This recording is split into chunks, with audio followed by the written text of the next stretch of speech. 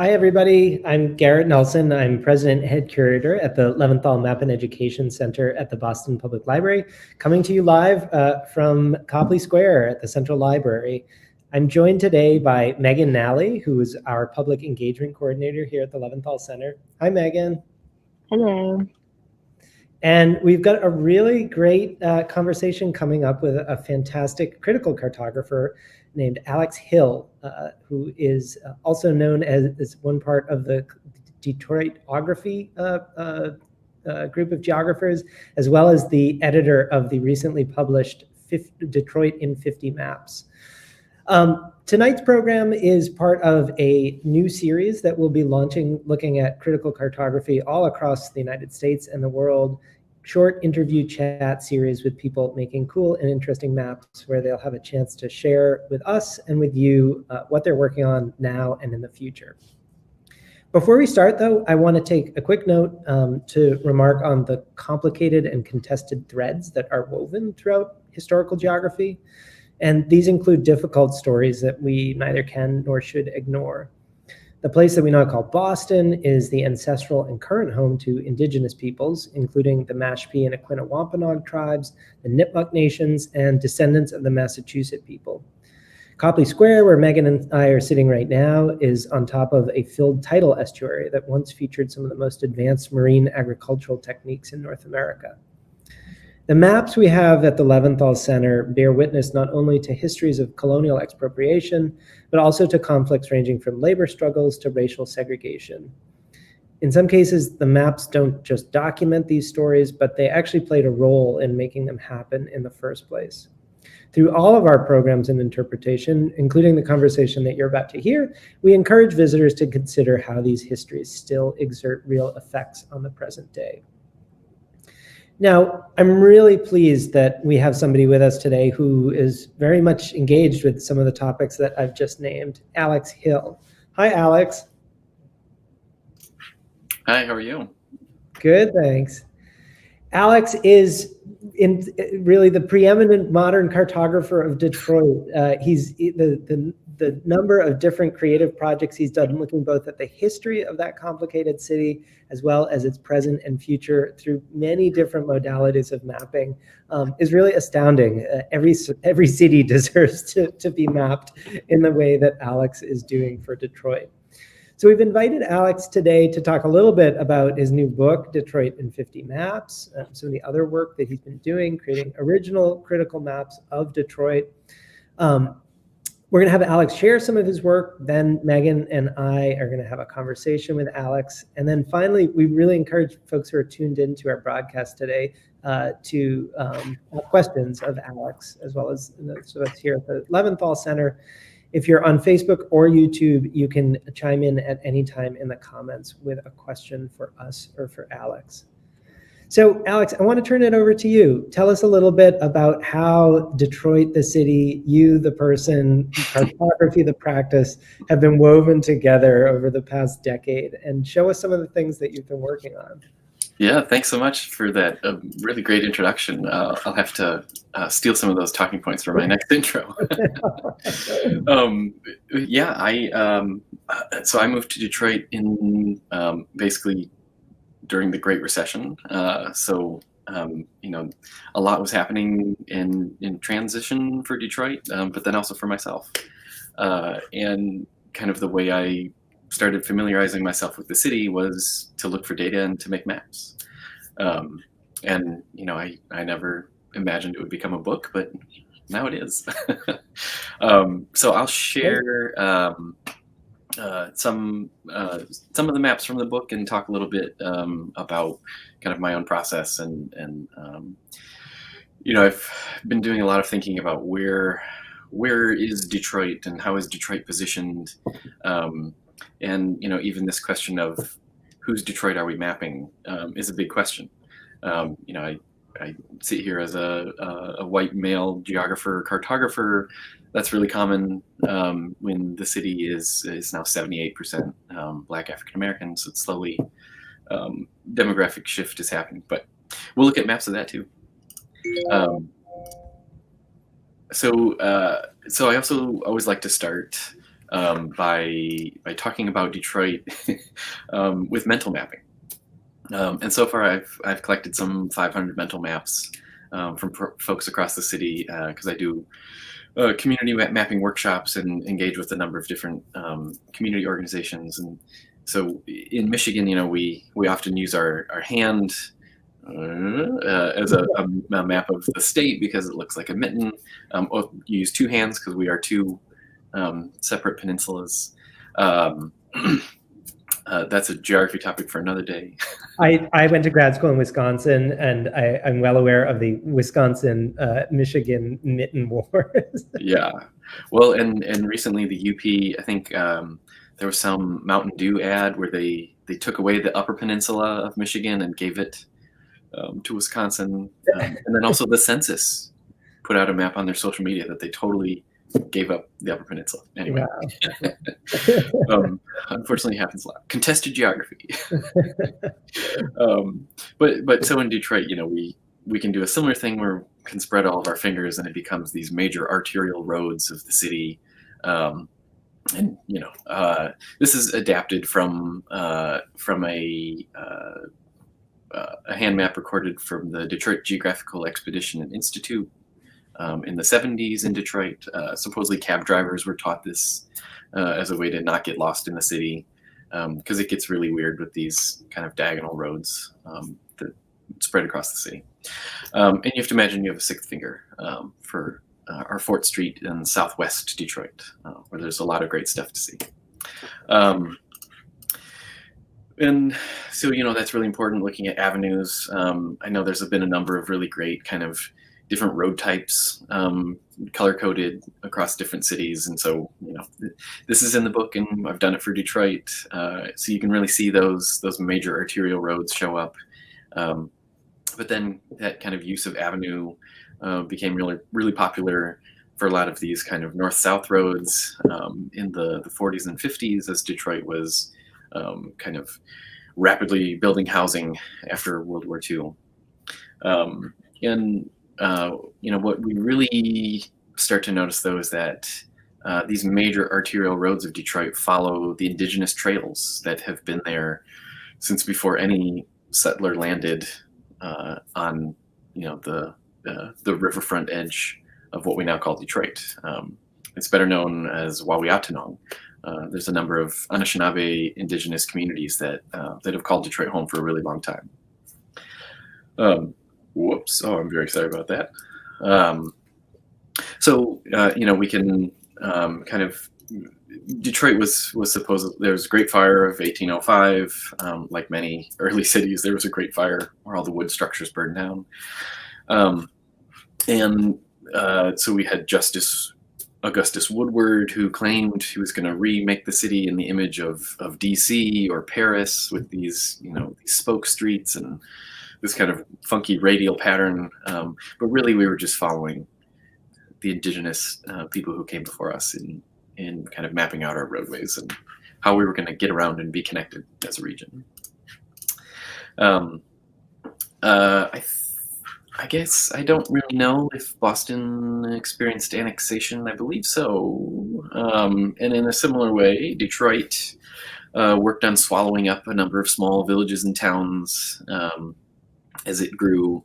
I came across some interesting. So there's this kind of funky cutout in Detroit because there are two small cities that are fully encompassed by the city of Detroit.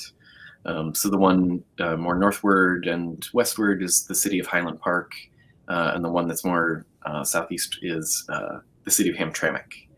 And Hamtramck is better known for its large Polish population.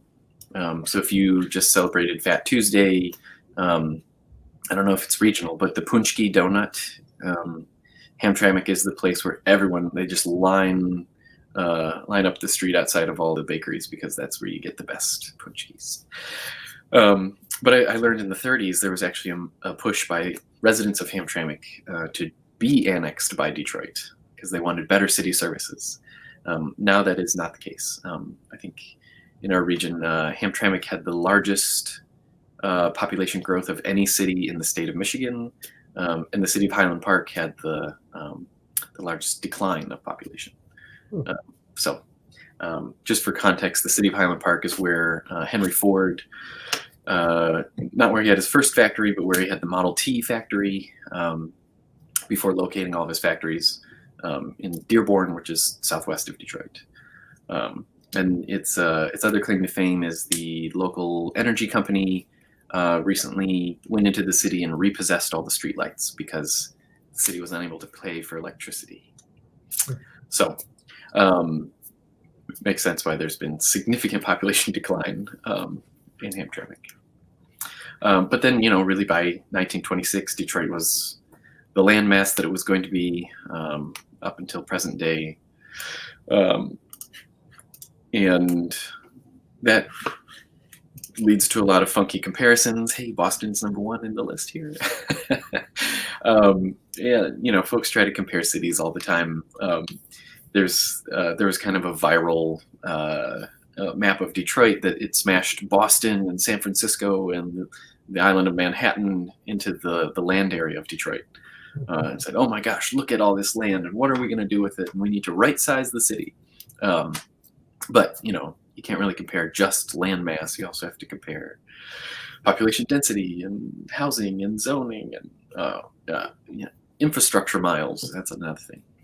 So I think there's like 3 times I think the comparison is San Francisco. There's like 3 times the infrastructure miles in Detroit as there is in many other cities, just because we saw the map of all the roads and avenues.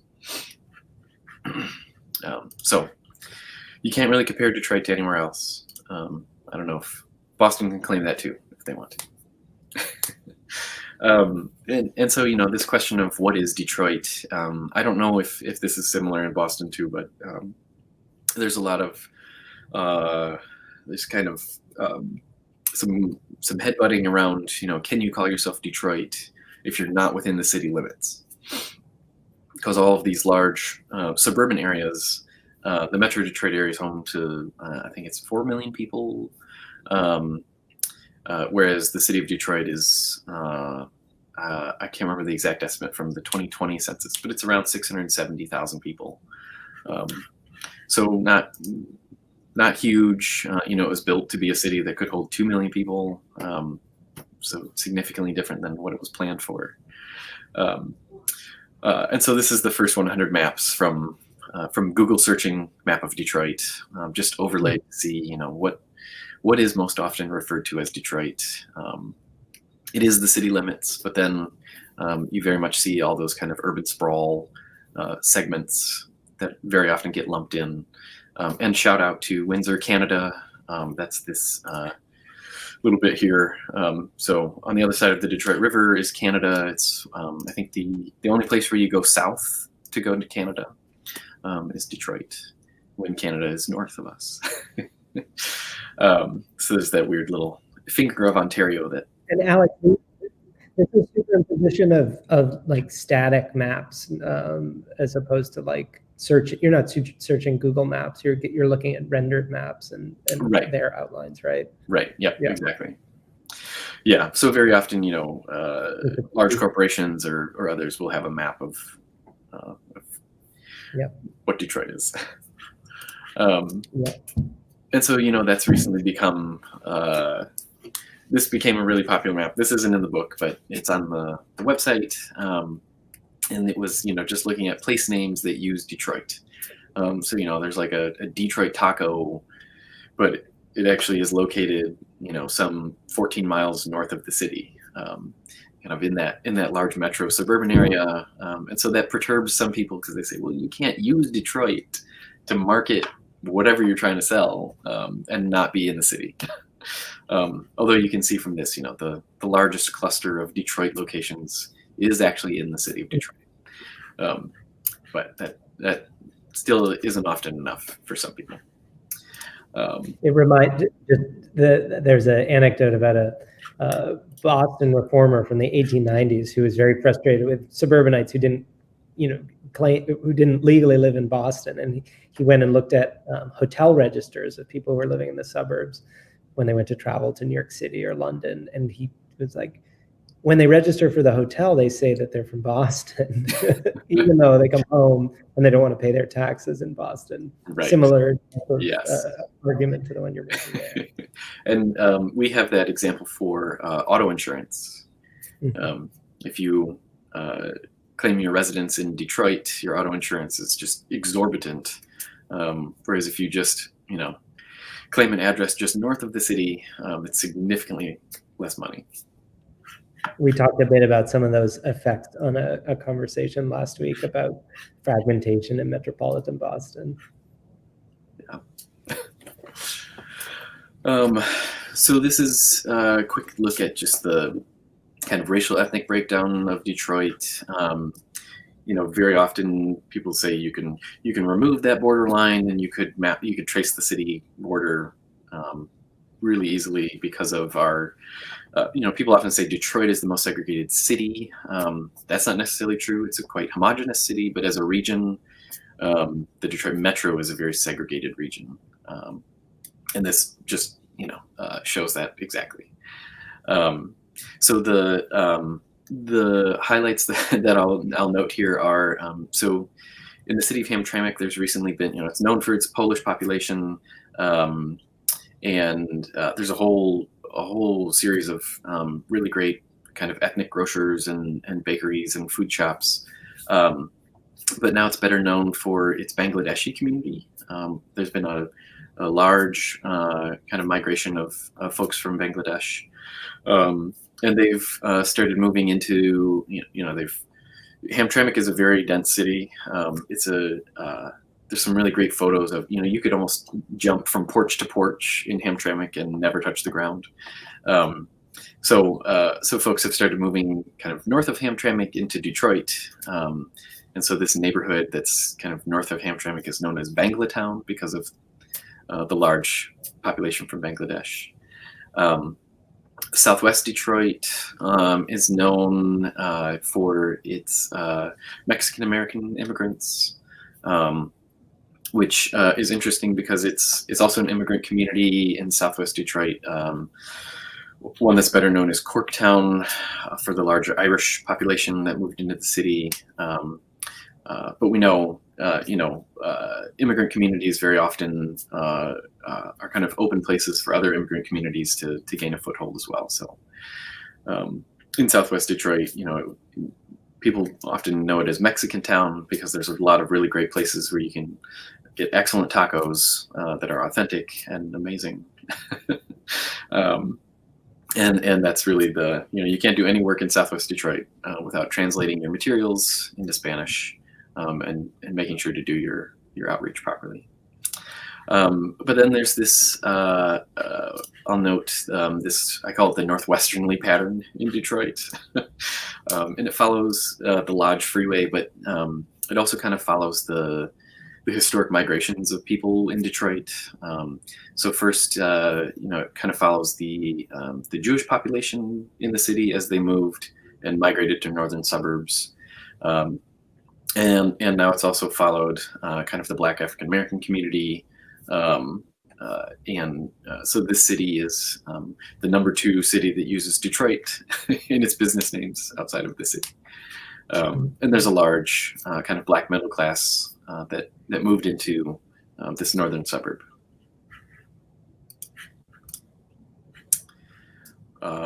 This appears to be a blank slide. Oh, there we go. So there's just a few more maps that I'll note of interest from the book. One, I think this has happened kind of across the nation, but in particular in Detroit, this kind of housing dispossession has really hit the city hard. Tax foreclosures. So the county, Detroit is located in Wayne County in Michigan, and there's the Wayne County tax auction. I think it's one of the largest county tax auctions in the nation. So if you were back on your taxes, the county could repossess your home. There's like a 3-year process, but it's just an insane amount of properties that ended up going to the tax auction and being sold out from under people who had lived in the city for a really long time. And so you can see, this kind of confluence of tax foreclosure at the same time with eviction it's no wonder that Detroit has had the amount of population loss that it has had.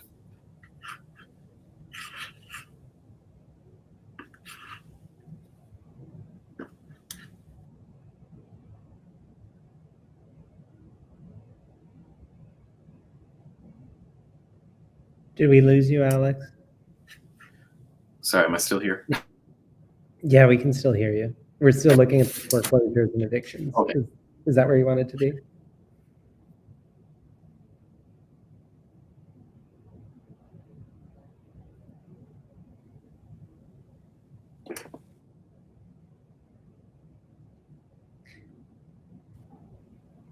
Are you trying to change slides? Am I yeah, back?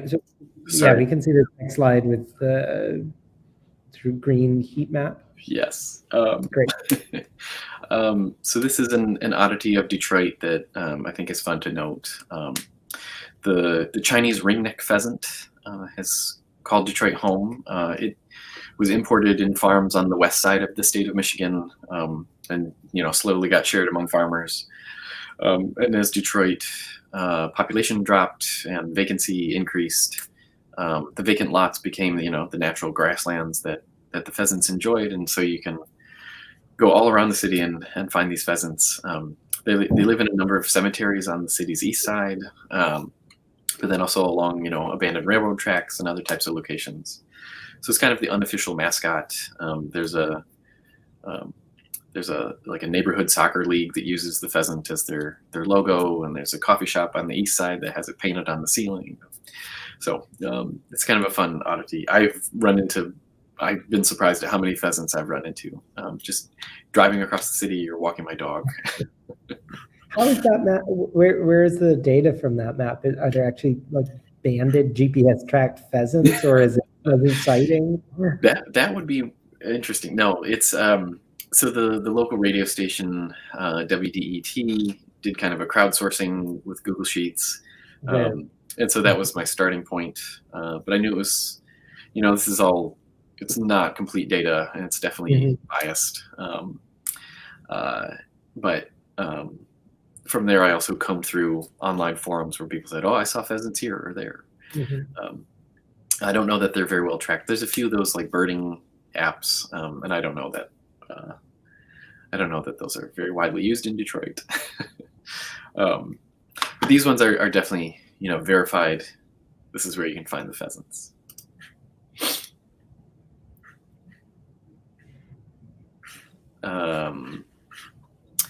Another kind of interesting data point for this city, and I found this driving along one of Detroit's avenues on the east side, because there's been a lot of kind of creative repurposing of space and buildings.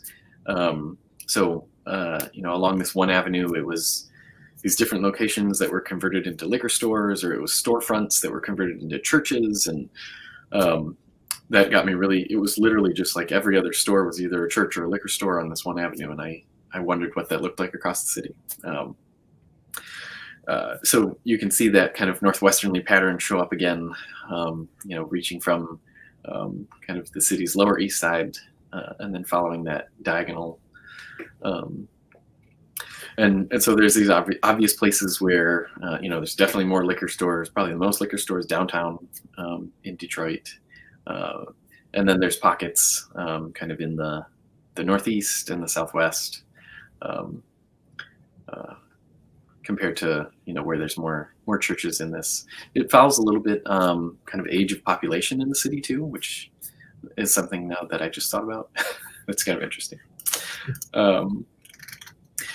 Detroit is also very well known for its urban agriculture, both kind of the spearheading of that. You could trace that all the way back to the 1890s, when a city mayor essentially gave vacant land to residents during that economic crisis, the Panic of 1893, so that they could grow food. The political opponents started calling them potato patches as a way to kind of stick it to the mayor, but it really caught on, and people it became an endearing term rather than one that didn't help very well. So this is all community gardens in the city. And there's thousands more backyard gardens that folks have. I think right now there's it's a total of some like 2,500 urban gardens in the city. Not all of them are large. There's one 7-acre urban farm in Rouge Park. And then otherwise, there's a few urban farms that are around 1 acre or maybe a little more that are trying to do like large scale production. And but most of them, because of COVID, lost their clients were largely restaurants downtown. And so they've lost their clients. So hopefully we'll be able to come back and do more. Most of my work has been around food access in Detroit, which, there's I think a lot of my maps end up being, rebuttals to common understandings of Detroit, or maybe common myths of Detroit. So there's kind of a common myth that there's no food in Detroit. Detroit is a food desert.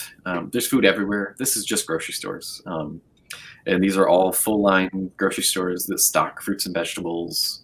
But then, there's been a lot of closures. So over the last 10 years, the city is down, at least 10 grocery stores, losing about one a year. That doesn't, there's obviously a lot that close and others that reopen in a given year, but it's a net loss of 10 over the decade. And that means, folks in their neighborhoods just don't have that local grocer that they can go to.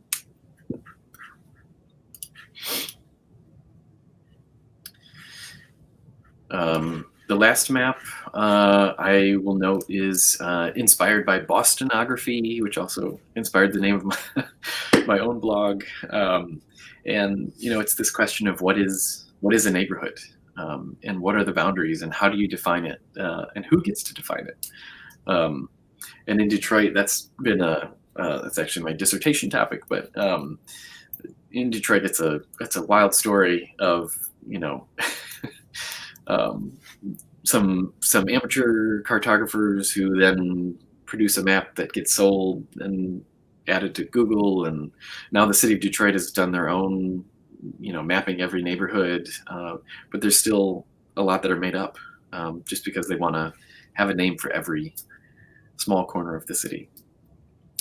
So I think this map really illustrates best how there are very obvious areas of the city that people associate a name with, and then large segments of the city where people just don't have any name association.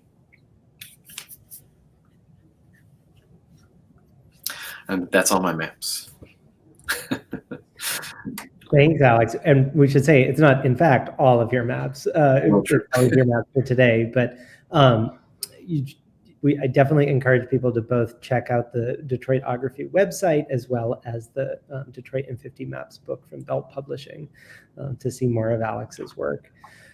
Again, I want to encourage folks, feel free to drop questions in the comments. And Alex, actually, one of the first things that I wanted to ask you is a question that two of our audience members have also asked, and that is, take us a little bit into the background of how you actually made these things. Latoya Gray asks about the foreclosures evictions map, which is unbelievable and very sad. Latoya wants to map foreclosures in Richmond. What data source did Alex use to map these? And kind of a similar data question from, I apologize if I'm pronouncing your name incorrectly, East Turnator, similar to Latoya's question, what data did you use to map urban farms and gardens? Maybe elaborating on both Latoya and Isa's question, Alex, take us through the process of, you have an idea, you're curious about something, you notice something, you want to make a rebuttal to some other narrative, then you need to begin the process of finding data and turning it into a map. What does that look like for some of the things that we've seen? Yeah, no, that's a great question. And one that I get asked a lot. So I've actually had time to think a little more about that. Because when I think back to when I started mapping, which was, close to a decade ago, the data was not readily available. I, had to reach out to various people at nonprofits or in the city government and and bug people for, hey, do you have a spreadsheet of this? Do you have a shape file that I could map? Does this exist at all? Very often the question was, it doesn't exist at all. So thankfully now there are open data portals. I think most every large city in the country runs an open data portal. I'll say that's not a reason to not question the data. Sometimes that's maybe even a stronger reason to question the data. But specifically for foreclosures, when the kind of effort around mapping foreclosures really started kind of after the Great Recession. So in that kind of 2010, 2011, 2012 time period. And so there was a local group in Detroit that actually started, they would scrape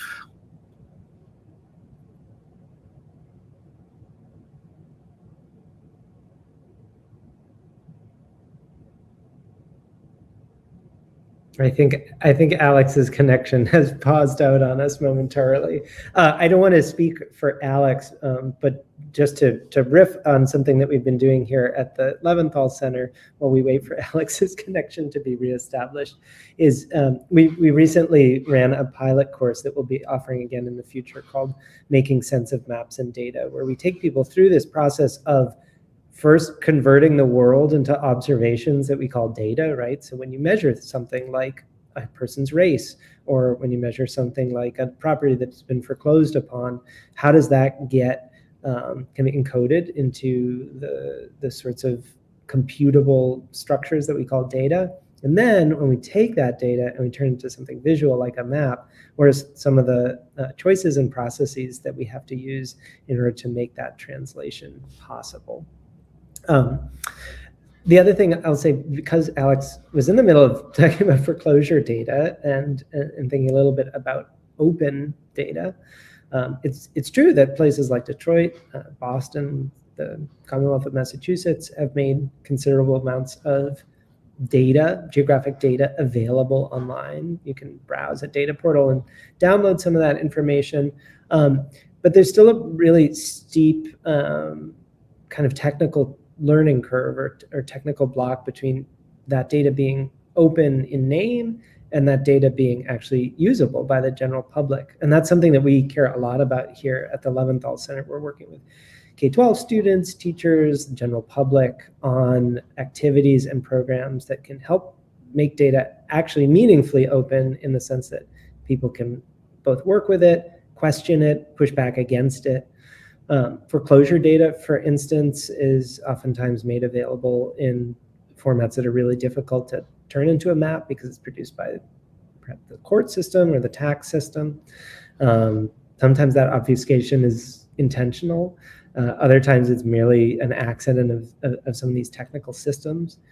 And so kind of building the institutional and human infrastructure around data mapping and data analysis, that's something that we're certainly trying to do here at the Leventhal Center. So if you're interested in doing the next X city in 50 maps and want some help doing that, we'd love to hear from you. It looks like Alex is back. Oops, can I add him? Hi, Alex. Hi, so sorry. I think that's okay. I tried to riff a little bit on open data and what working with some of that looks like. Nice. I didn't say anything that you would have disagreed with. But now everyone just gets a new angle and can see all of my maps. Yeah, we're getting quite the tour. I'm going to bring Megan on too, so that we can have a three-way conversation. Hi again, Megan. Again, feel free to drop questions in the chat. We'll try to get as many of them as possible over the next 10, 15 minutes. Alex, I did have a question too. You talk a lot about the historical legacies of a city like Detroit, right? The routes that Native peoples chose to take are still encoded into the built landscape today. Obviously, historical legacies of segregation, annexation, whether successful or failed annexation, are still part of the modern city. How do you think about using both historical data, so computer data about the past, but also historical maps, of which, of course, we have many here at the Leventhal Center, can you say a little bit about, do historical maps serve as visual inspiration for you? Do they serve as narrative inspiration? How do you use them in your own work? Yeah, absolutely. And I'll say, the bulk of Detroitography is historical maps. And part of the reason why I started it was because on social media, people would be throwing around these historical maps all the time without much context. And I really felt like, it'd be really important to have them kind of all in one place, to be able to understand what is this kind of historical narrative of the city. And, you should be able to compare, these maps that came out of Detroit in the 1880s. There's actually a whole set of them. And very often they are inspiration. People were really great cartographers back in the day when you had to hand draw everything. So, in some ways it's nice to kind of recreate their styles, but then also, I've also found it really valuable to kind of digitize those historic maps, kind of extract the data from that time period, and then use that to be able to make comparisons. Yeah. So like one from the neighborhoods example, there's a guy who wrote a history, really thick volumes of the history of Detroit and Wayne County. Somehow in 1880, we had 2 really thick volumes of history already. And he wrote descriptions of these neighborhood areas.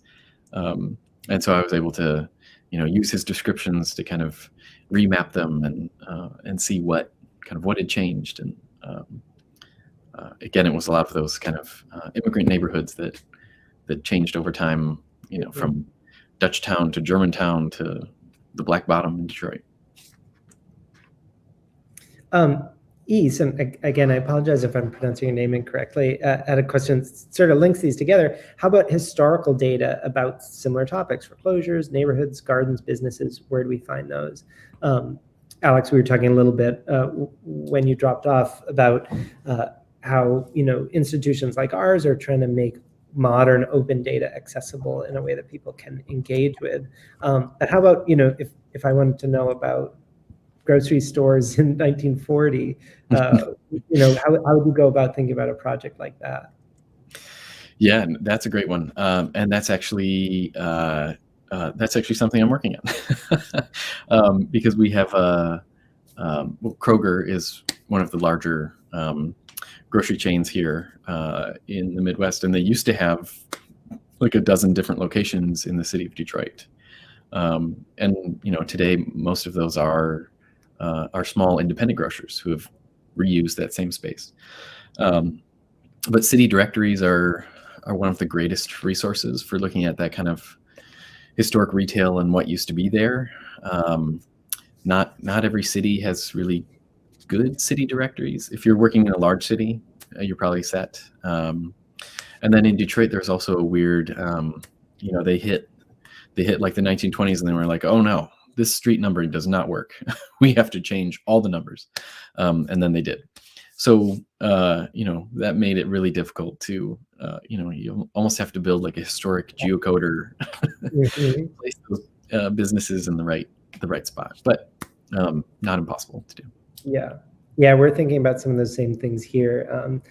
People who've seen our presentations before may be familiar. We have a tool we built called Atlascope, which kind of transformed about 100 historic atlases of Boston into a searchable and viewable, layered kind of historic narrative about the city. And one of our next steps is to think about extracting information from that incredible storehouse of historic information, so that it can be used to do things like figure out where all of a certain type of building were located in 1895. Alex, I'm curious, of course, one of the most rewarding things for a cartographer is for somebody to look at your work and say, that makes total sense. I totally see what's going on there. Are there times that people have pushed back against your maps and said that doesn't match my Detroit at all, or that's puzzling, that makes me question my own understanding of the city? Tell me about a time where instead of a map clicking, it actually, kind of missed or made by or diverged from from somebody in your audience's understanding of the city? Yeah, I think, well, the first example that comes to mind was when I presented to a group of elementary students. We were locating their houses on a map of Detroit, and we had the border outline and whatever. And this one girl goes to me, she says, "That is not Detroit. That does not look like Detroit." But for her, she wasn't spending all day looking at maps. So that's one really great example. Helped keep everything in perspective. But otherwise, it's really easy to map kind of negative and sad data about Detroit. So I try not to spend a lot of time getting kind of stuck. I mean, it's really important to do that kind of examination of social issues and impacts and that kind of stuff. But then, sometimes you just need a pheasant map of the city. And I think that's, very often national groups will map some social issue and include Detroit in their analysis, and the city's just like all red, because they always use all red when something is bad. And those maps just make people, they just turn around and walk away. They don't really want to engage with it. They don't really want to talk about it. Like, sure, yes, poverty is high. There's a lot of housing dispossession, those kinds of things. But I guess thankfully, if no one has said that just doesn't make sense with any of the maps. Yeah. Most of the times it's been, I guess city government sometimes will shoot me an email like, "Alex, that recent map that you put up, can we talk about that?" But that's about it. If there are any last questions, now's the time to ask it of Alex. Alex, I'm wondering if you can maybe start to wrap things up by telling us, maps, of course, are beautiful. They're compelling. They look neat. But what do you think is the importance of having people like you? And I don't mean to put you in a spot of trying to brag, but what is the importance of having visual productions about a city's geography or about a place's geography that can become a part of popular narratives? How do you see that as kind of mediating between different types of discourse about the contemporary city?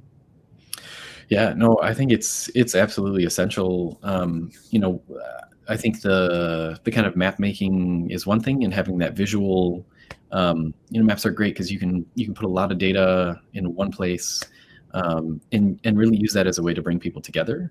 And I think that's really an essential activity. But then the flip side of that is also, it's great to have people that are digging into the data. And the open data portals, and pushing local government for transparency and for sharing, and then also for community engagement. And I think that's been one of the areas where I've kind of wished for more. Is you have data, but there's not a clear process for residents to engage in that data or to respond to the data.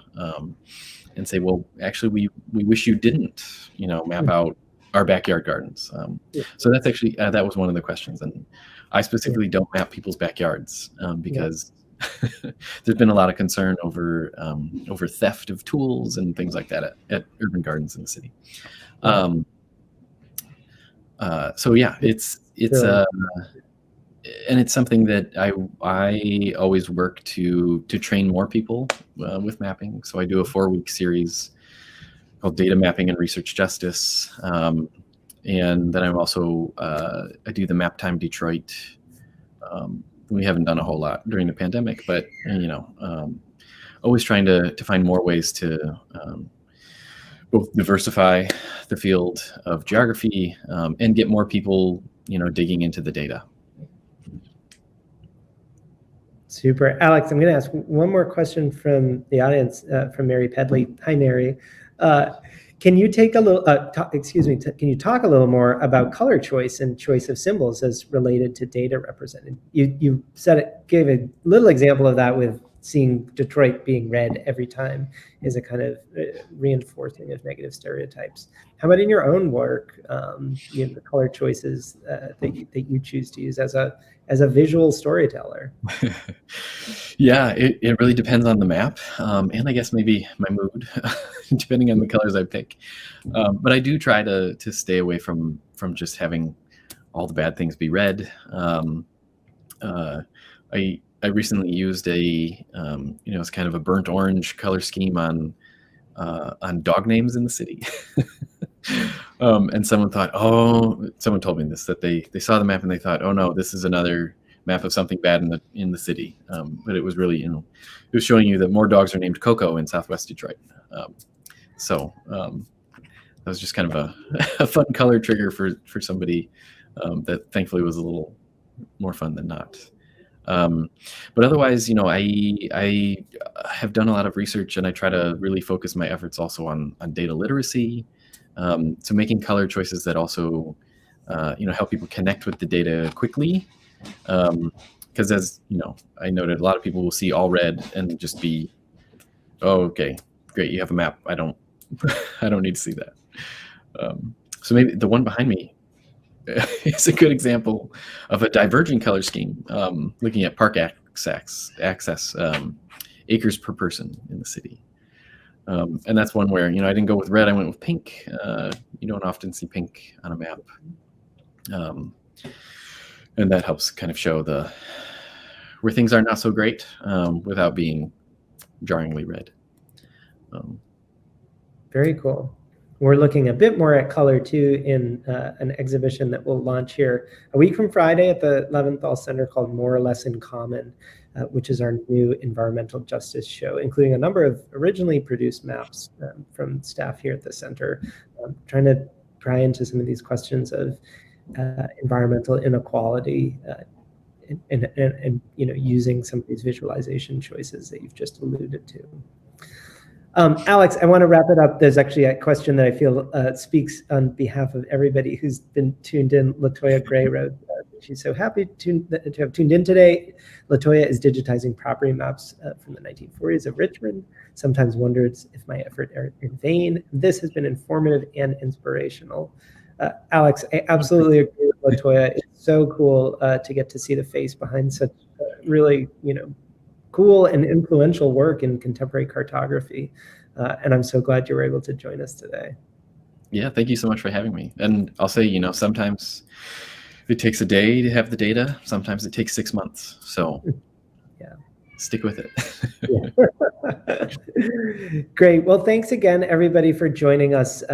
This is the Leventhal Map Education Center at the Boston Public Library. You can see our future upcoming events at leventhalmap.org/event. And as I noted, a week from Friday on March 18th, we'll be launching our major new exhibition, More or Less in Common, Environment and Justice in the Human Landscape. We'd love to see you down here at the Central Library or visiting our companion online exhibition, which will be released on the same day. Thanks for tuning in. Make sure to follow us at leventhalmap.org or on social media at BPL Maps. And have a great morning, afternoon, or evening, depending on where in the world you are right now.